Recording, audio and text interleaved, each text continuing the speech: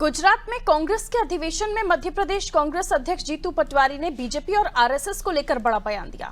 उन्होंने कहा, मोदी को हराना है तो आरएसएस से लड़ना होगा और जो नेता आरएसएस का विरोध करने से डरता है वो मोदी को नहीं हरा सकता।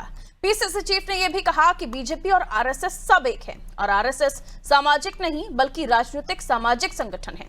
इधर जीतू पटवारी के बयान पर बीजेपी विधायक रामेश्वर शर्मा ने पलटवार किया है। उन्होंने कहा, आरएसएस को चाचा नेहरू और इंदिरा गांधी ने भी हराने की कोशिश की थी। कई स्वयंसेवकों को जेल में डालने की कोशिश की, स्वयंसेवकों के साथ क्रूर व्यवहार किया, लेकिन आरएसएस को हरा नहीं सके। बीजेपी विधायक ने यह भी कहा कि आरएसएस के कार्यकर्ता सत्ता के लिए नहीं लड़ते, हिंदुस्तान के लिए लड़ते हैं। आरएसएस से कांग्रेस इसलिए नहीं लड़ सकती क्योंकि कांग्रेस आतंकवाद का समर्थन करने में मस्त है। जिन नेताओं का दिमाग में ये है कि आरएसएस का विरोध करने से डर है, तो वो फिर मोदी को नहीं हरा सकते। नरेंद्र मोदी, बीजेपी, आरएसएस एक है और आरएसएस सामाजिक सांस्कृतिक संघ नहीं है, राजनीतिक सामाजिक संगठन है। उससे उसी तरीके से लड़ो, डरो मत।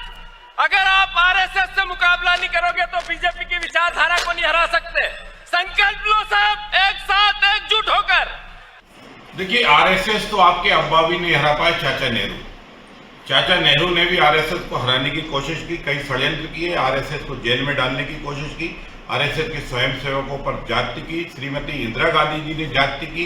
इंदिरा गांधी जी ने आपातकाल जैसा लगाया, उसमें संघ के स्वयंसेवकों के साथ वो क्रूर व्यवहार किया गया, उनके नाखून खींचे गए, उनको मारा गया, उनको सताया गया, उनकी संपत्ति का नुकसान किया गया।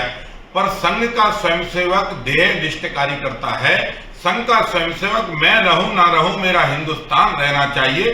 आरएसएस का कार्यकर्ता सत्ता के लिए नहीं लड़ता, आरएसएस का कार्यकर्ता हिंदुस्तान के लिए लड़ता है। वो राम की संस्कृति के लिए लड़ता है, वो कृष्ण की संस्कृति के लिए लड़ता है, वो महावीर की संस्कृति के लिए लड़ता है, वो गौतम बुद्ध की संस्कृति के लिए लड़ता है, वो गुरु नानक की संस्कृति के लिए लड़ता है। वो भारत के सेना के पीछे इसलिए खड़ा होता है क्योंकि वो सेना कोई जानता है कि ये मातृभूमि की वंदना के लिए अपना सर्वस्व निछावर करके बाउंड्री पर खड़े हैं।